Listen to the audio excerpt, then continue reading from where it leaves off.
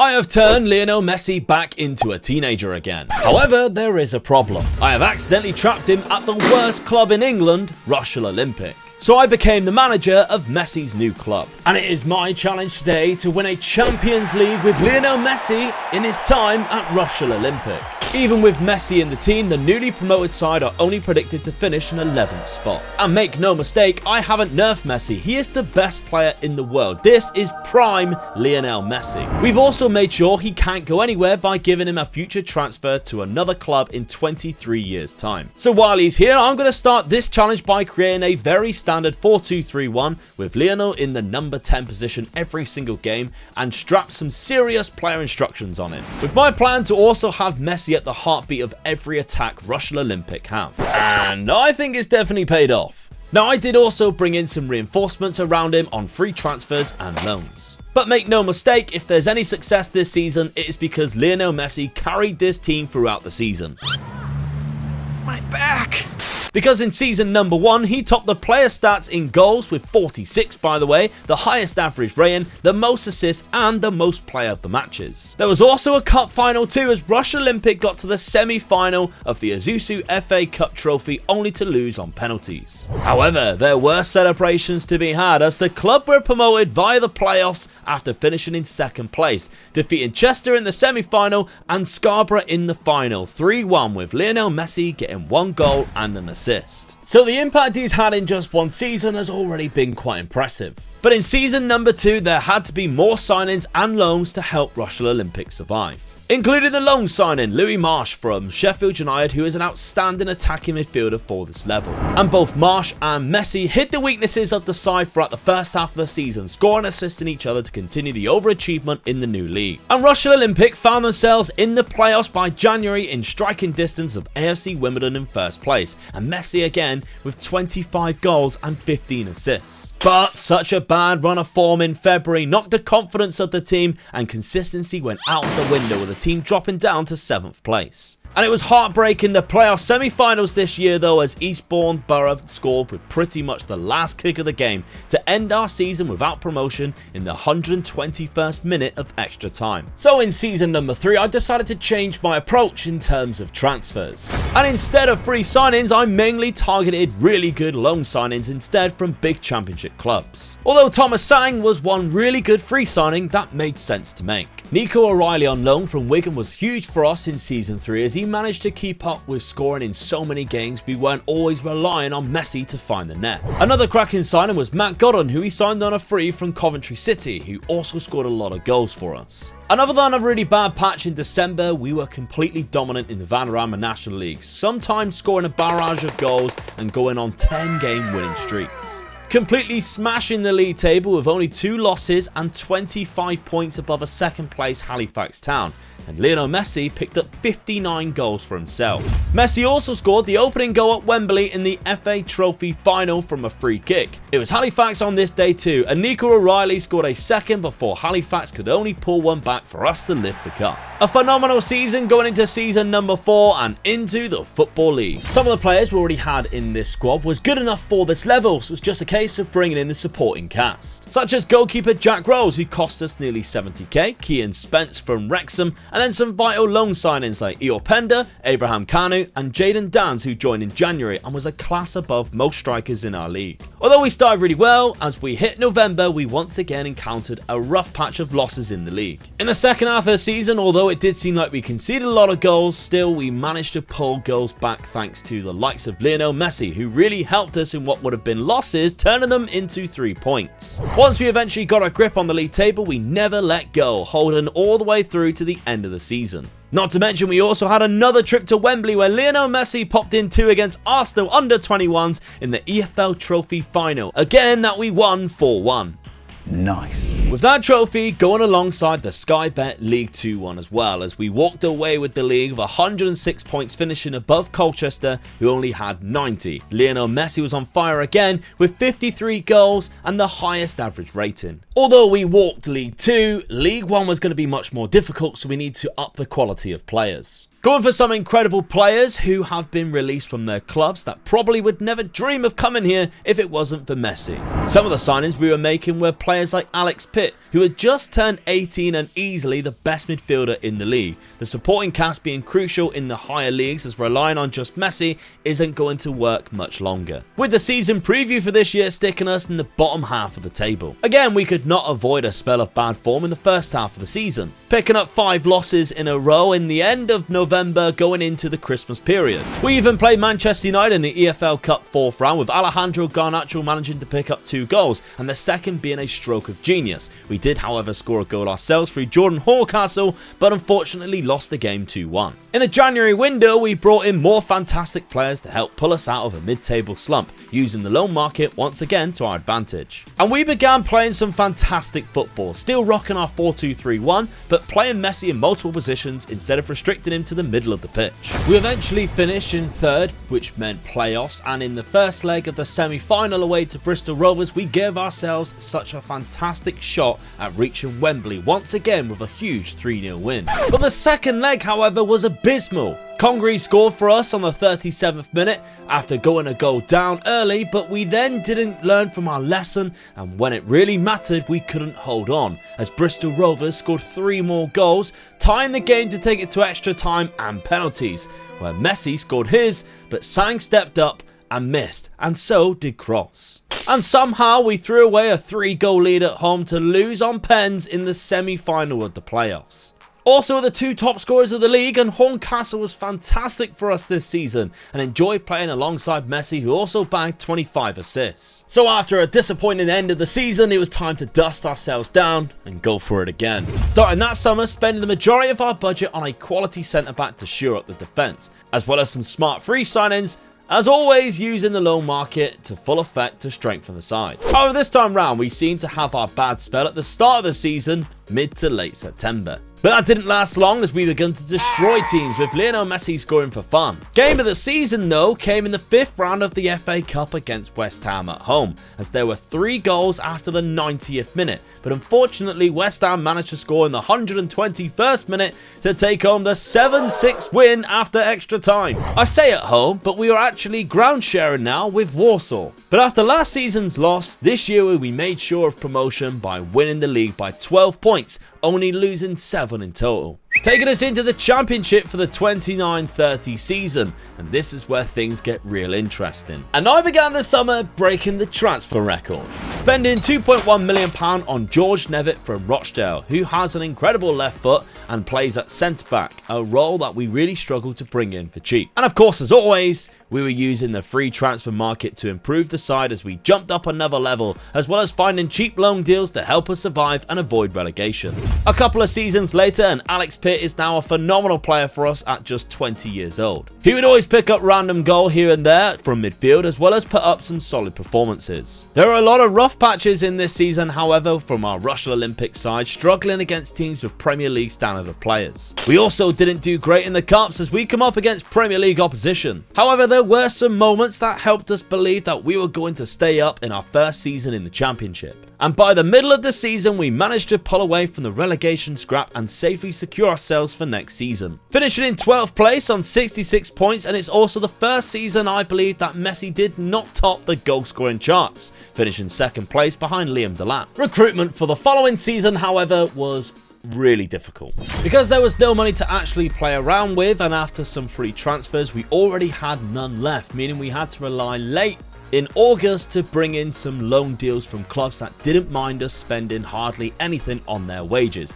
including a couple from Napoli, one from Porto, and a really good striker from Chelsea. Bringing him in could be the difference between relegation and promoting this season. He's actually that good. And we were incredibly fortunate to get all 4 of them in before the end of the transfer deadline day. And a good job too, because Messi is out for up to 4 months of a broken leg, which showed in our form really early on in the season as we went on a 5-game losing streak in the league. Once he returned back from injury though, that's when we really started to kick into gear and the whole team benefited, especially Brathwaite. Another bad run during January with just 1 league point picked up, up. But it got better again from March in a late promotion push. That was until a winless April dropped us down into 7th place just outside of the playoffs, with 1 game to go. However, on the final day, we hosted 4th place Southampton at home, and it was on this day that we put in arguably our best performance of the season, smashing them 3-0 with 60% of possession and 17 shots on goal. And that is just what we needed to creep into the playoffs as the 6th place team. We come up against a very good Leeds team in the semi-final of the playoffs, and in the first leg it was hotly contested as we took the lead, but Leeds managed to equalise early on in the second half. But in the 85th minute, Harry Mills put us 2-1 up.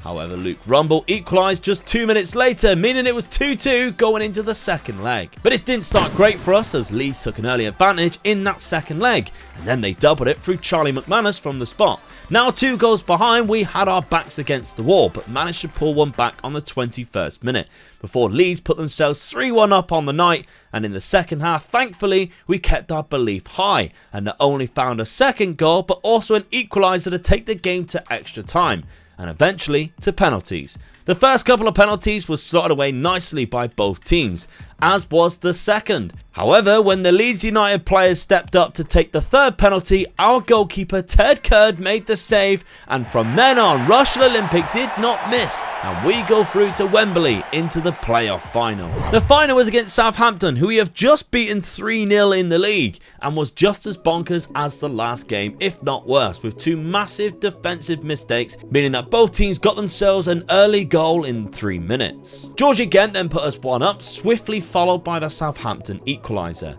In the second half, Lionel Messi picked up his second goal of the game, but again, Southampton pegged us back just 4 minutes after that. But with the scores level at 3-3, there was one man who was sending us into the Premier League, and then in the 96th minute, it was Dwayne Brathwaite on loan from Chelsea. And Rushall Olympic are now heading to the Premier League.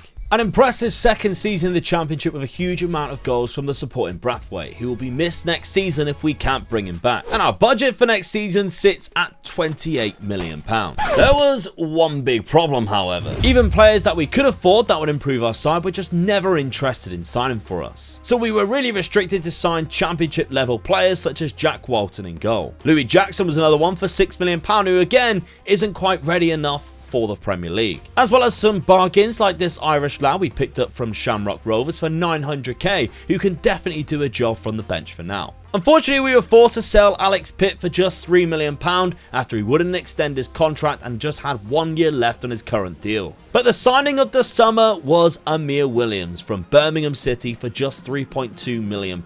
This guy is absolutely incredible and will definitely lead our strike force out this season, with Lionel Messi in behind in the Premier League. He also set up the first goal of the Premier League in our opening contest away to Leicester City. However, we couldn't hold on to the lead and ended up drawing the game 1-1 at the King Power Stadium. However, we just kept conceding late goals, with the start of the season looking better than maybe we expected, with 2 draws in the opening 3 games. Considering we are predicted to finish 20th place at 1,000 to 1, I will take that start. We got our first win against Newcastle and even beat Manchester United 5-0 in the EFL Cup, but then suffered back-to-back losses against them and Liverpool in the Premier League. It wasn't until we faced Haaland's Manchester City that I thought we were in trouble, as we took an 8-0 tonking with the Norwegian scoring 5 goals himself. And just 2 games later, it got even worse against Arsenal as we shipped in 9 goals. Things weren't looking good. We ended the year in 19th place after 7 losses in a row from November into December, with the only thing keeping us up from the bottom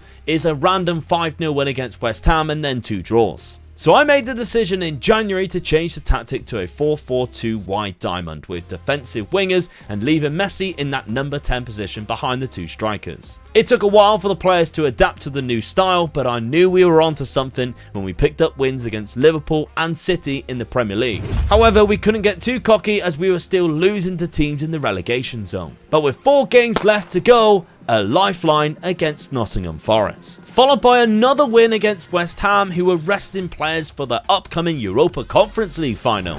And those 6 points plus the one on the final day of the season against Brentford gave us a total of 33 points in the league. And somehow that was enough to secure our safety in the Premier League for another year, in 16th place too, as we are 3 points clear from the drop. And the board backed me once again with a tasty looking £51 million in my transfer budget, with the first part of that being spent on the holding midfielder from Napoli for £6 million, who you may actually recognise as it's the lad that we loaned in the Championship 2 years ago. We added a huge chunk of money to our budget by selling David Lorenzo, who we signed on a free transfer the season before for £26 million to Fulham, who dropped down to the Championship. And that helped fund a new centre-back from relegated Everton for £24 million, so it's an upgrade on what we just lost. In total, we spent £73 million this season, but sold £36 million in players to do so. And we were much better this season, outside of the run of September, October and November. Emir Williams became a superstar for us up front too, with that pace, acceleration and composure, popping up to score some late goals like this winner against Bournemouth in January, and getting 5 goals in an away win to Norwich in the Premier League. Our domestic league form in general was great in the second half of the season, only really picking up bad losses to the top 4 clubs, but managing to sneak a lot of wins against the bottom half. And boy, did we overachieve, as we finished the season in 6th place, which means our first taste of European football next season. Not to mention that Lionel Messi topped the average rating charts for the league, now aged 26 and in his prime. And the board continued to back me in the transfer market. This season though, I really struggled in that transfer market to bring in any quality. It seemed to not matter much at the start of the season though, as we got late goals to get a draw against City, a win at Liverpool, and 4 wins from 4 in September, including the first 2 in the Europa League, where Lionel Messi was in his element, and it seemed like we were a different beast in the league phase of the Europa League and nobody could stop us.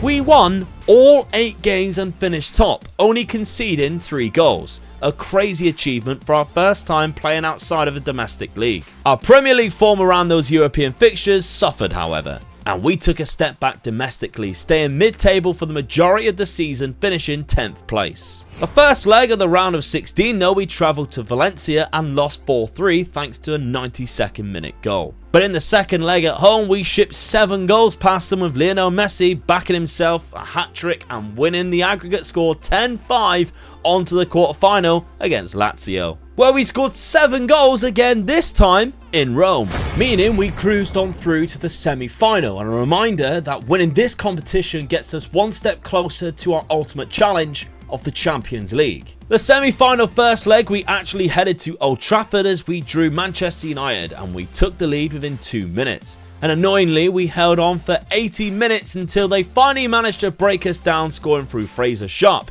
who then scored again in the 84th minute. As well, before Rodriguez scored a 3rd goal for Manchester United in the 86th minute to give them a 3-1 advantage in the second leg. And we couldn't pull off a miracle in the second leg, unfortunately, and our season ended at the semi-final stage. But the Russian Olympic board continued to back me, giving me lots of money in the transfer market, and I already had my eye on some fantastic talents from Serbia. And knowing how well we did in Europe has given me the push that I think I need to take this team into the top spots in the Premier League alone, to maybe even qualify for the Champions League just by finishing in the top 5. Even still, I found this summer really tricky, and we ended up losing 2 players for a total transfer out of £87 million, and only bringing in £98 million worth of players, with Wade Harriman being the most expensive. And it seemed like I was going to really struggle to attract some of the best players in the world to improve this team to put up a fight to qualify for that Champions League. Even Emir Williams struggled to score goals, despite growing and developing into a fantastic player that led the Russian Olympic once again to a 2nd season in a row, finishing in 10th place in the Premier League. Bless the Russian Olympic board though, they gave me a whopping transfer budget next season of £86 million.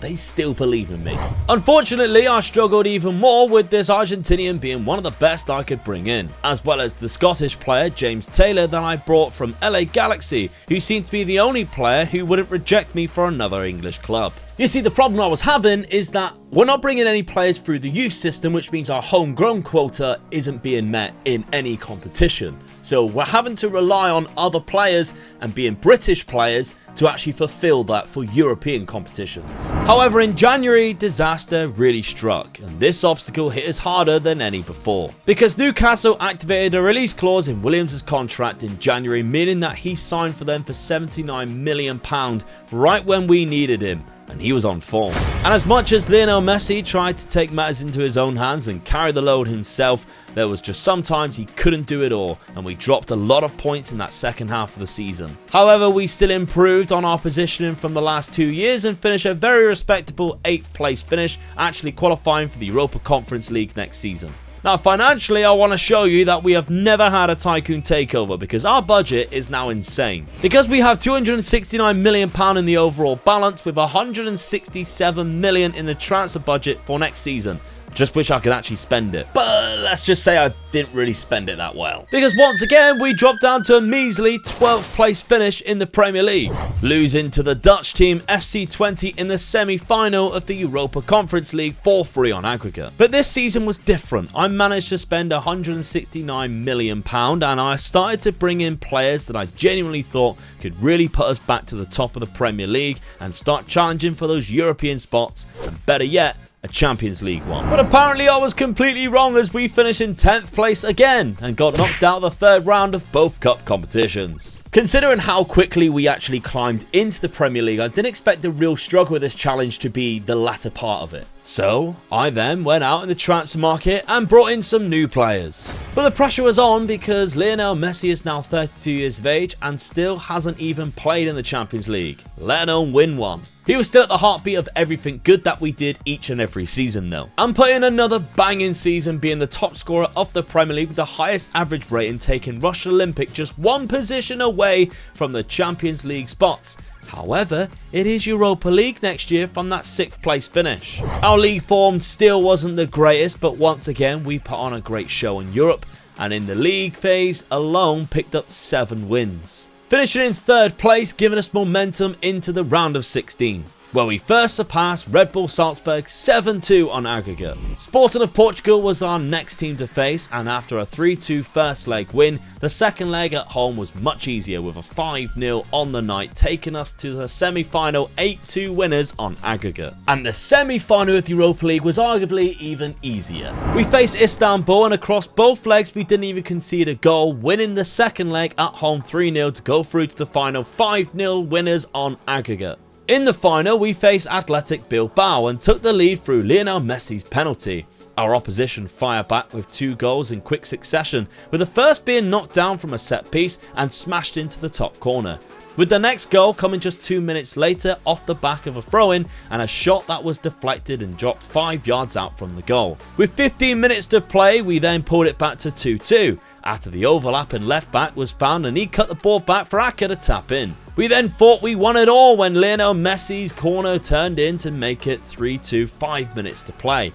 But Bilbao won a penalty and took it to extra time, where left back Okachi played a huge part yet again with his long cross that found Lionel Messi to smash in the Russian Olympic winner to lift the Europa League. Meaning we have finally qualified for the UEFA Champions League despite only finishing in 7th place in the Premier League. In the summer transfer window, I went out for the 2 positions we really needed, a right back and a centre defensive midfielder. Considering this was the first time we've ever played in the UEFA Champions League, we did not look out of place. We went unbeaten in the league phase, winning 6 games in total, including defeating AC Milan and Inter Milan, taking up 2nd spot only behind Barcelona. The knockout stages gave us a bit of a shock as we went away to Benfica in the first leg and lost the game 2-0 to 2 first half goals. The second leg, however, was absolutely insane as we managed to score a late 3rd goal and the winner in the 96th minute, taking us to the quarter-finals. And that's where we became unstuck, however, as we drew against Manchester City and lost the first leg 2-1. With only 1 goal scored at the Etihad, and it was from the Sky Blues. And they went on to win the Champions League final against Newcastle 4-0 in Munich, which is pretty impressive considering Newcastle had actually just won the Premier League with 82 points this season. Meanwhile, we're all the way down in 10th place, and there's no Champions League football again for us next year. You might also have noticed by now that we've actually moved into a brand new stadium. The aptly named Russian Olympic Stadium is a 34,000-seater stadium based in Warsaw. Back to the challenge though, and we are running out of time because Lionel Messi is now 34 and his attributes are starting to decline. So I spent big bringing in the South Korean striker that I really think can score us enough goals to take us back into the Champions League and give us one last roll of the dice before Messi declines too much. And I've also changed the shape to a very positive 4-2-2-2 formation with Lionel Messi in the shadow striker role. I would probably say that this is our best season so far since we've been in the Premier League. We simply outscored every opposition that we played against, and even Lionel Messi chipped in with goals and assists, but this time round his supporting players around him carried majority of the load. Our league form was the best it's ever been, scoring so many goals, and at the end of the season we put on a huge winning run that really pushed us into the Champions League spots. In the end of the Premier League campaign, we were just 2 points behind Newcastle, who were champions in 3rd place, and Lionel Messi got 21 goals, finishing 2nd with the highest average rating at age 35. But we have found ourselves in another European Cup final. Although it was only the Conference League, we faced Espanyol and they took the lead after just 7 minutes. It wasn't long after, however, we found ourselves putting a goal back in to make it 1-1. And who else but Lionel Messi from the spot to score the winner to lift the Europa Conference League trophy. It's definitely been our best season yet, but time really is running out. Now I really need to make this next transfer window count. I need to bring in the players to help Lionel Messi get to the Champions League and lift the trophy. And I began by signing Luis Felipe from Porto for £43 million. A Brazilian midfielder who also joined us named Ricardo. And a really experienced centre-back who joined us from Inter Milan to help fill out the squad. We switched to a 4-2-3-1 formation but found it very difficult in Europe, as we scraped through the qualifying in the top 24 down in 18th place after winning just 3 games, drawing 3 and losing 2, including to Real Madrid, putting us against Arsenal in the knockout playoff round. For context of how good Arsenal are, they are currently in 3rd place in the Premier League while we are down in 7th. But in what seemed to be a weird game, we dominated with 13 shots just to their 1 that wasn't even on target, but we only managed to score 1 goal. And that's when I began panicking, thinking that that wouldn't be good enough going into the second leg. Especially because in between those 2 legs, we lost to Cardiff 1-0. But we defended for our lives and the game ended 0-0, taking us through to the round of 16 where we faced Sevilla. And the first leg of that was played at home, and that was definitely to our advantage as we once again dominated the game and Messi looked like he was as fresh as what he did when he was 20 years old. And he won man of the match on the night,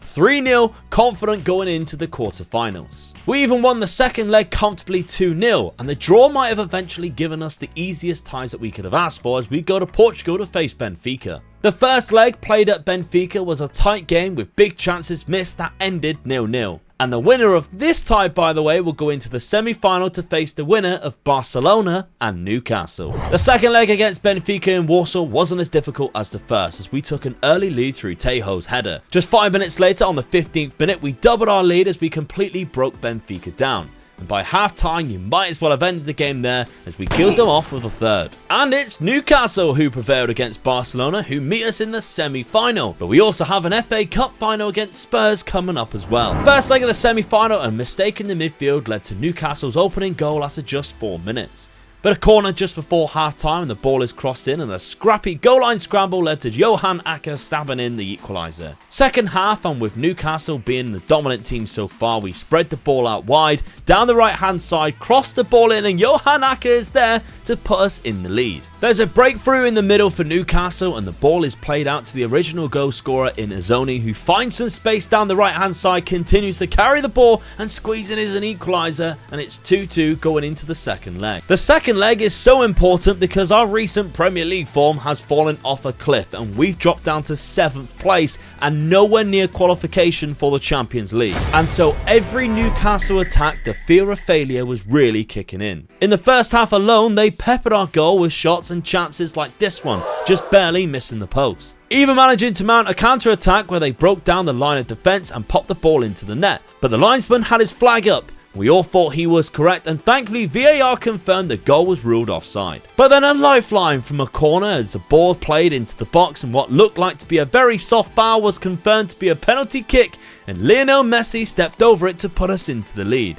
Probably the one man on the pitch you stick your house on scoring ended up having his penalty saved. Second half, and we're actually on the counter-attack ourselves, being patient in the build-up until the ball is played to Messi, who finds the South Korean striker through on goal, and a perfect pass can only strike the post. Very late in the second half, and a goal now would be pretty much game over, and the Newcastle goalkeeper sends the ball long, and look who it is on goal, Emile Williams, our former player for Utrecht, makes the very crucial save. Extra time, and although Newcastle are pinning us down with a lot of attacks, we are still capable of threatening with a counter-attack ourselves, like this one flashing the shot past wide of the post. Second half of extra time, we managed to get ourselves back on the ball with some patient play, and then that's when it happened. A lovely cutback to the on-running midfielder who smashes the ball into the top corner, giving us the lead late into extra time. However, there was still enough time for Newcastle to threaten us with an equaliser, even smashing off the crossbar and getting a second bite of the cherry while we hold on to the 1-0 lead. But hold on, we did. And we are now in the Champions League final. Against the Champions League winners from just 3 seasons ago, Atletico Madrid. And we didn't go into that final with the best run of form either, because in the FA Cup final played just days earlier at Wembley Stadium against Tottenham Hotspur, we actually lost the game 2-0 without really putting up much of a fight. Lionel Messi also played in this game too and put in a very bang average performance. Let's just hope he was saving himself for that Champions League final. But here it is then, the Champions League final time. 20 years this has took, and the players, including Messi, are set to go. Finally here after 20 seasons, and our Korean striker has already got the ball on the counter-attack and finds Lionel Messi down that right-hand side. The attack slows down, but back to K Tung-ho, who finds a lovely ball at the top, and Aka is in and put the ball in the back of the net, and Russia Olympic are 1-0 up. Straight from kickoff though, and Atletico Madrid are looking to respond. However, they cannot find the right pass, and Russia Olympic are already ready to punish them with a very quick counter-attack again. Craigan's down the left-hand side. The ball is played across by the defender, and Aka has made it 2-0 within just 4 minutes of the Champions League final. The game then calmed down into the 43rd minute when Atletico Madrid played the ball back from a corner across the box, and it's put into the Russia Olympic net. However, the flag has gone up, the referee has called for an offside, and the VAR checks confirm the linesman is correct once again. The goal is disallowed. The team talk at halftime was very easy for me. You're doing brilliant. Keep it going. There were warning signs before from a corner, and here it is again as the ball is smashed across and deflected in from an Atletico Madrid player to make it 2-1. We've got just 15 minutes to go, and a cheeky set piece in the corner, and substitute David Marshall cannons the ball off the crossbar, nearly making it 3-1. With us holding possession on the 82nd minute, I was praying for just 2 things. 1, that we didn't lose the ball and be under threat from a counter-attack, and 2, I really wanted Lionel Messi to score a goal in the Champions League final. And thankfully, the second one I got as he smashed the ball into the bottom corner from range to give us a 2-goal advantage. In the dying embers of the match, we defended so well, kept the ball under our own control, and even managed to find ourselves a 4th goal. Well, not for the sake of it being ruled offside by VAR. But it didn't matter either way. Time had run out, and our quest to help Lionel Messi lift the Champions League once again for Russia Olympic was even better, considering the final was being played at Barcelona's Nou Camp Stadium. Make sure you subscribe for more challenges like this one today. Oh, and because I know you'll all ask, he won 4 Ballon d'Ors up until this point, but somehow didn't win the year he won the Champions League. P.S. I really hope you enjoyed this video. I very much enjoyed making it, but it did take me absolutely friggin' ages. So if you could, and subscribe or drop it a like, I'd really appreciate it.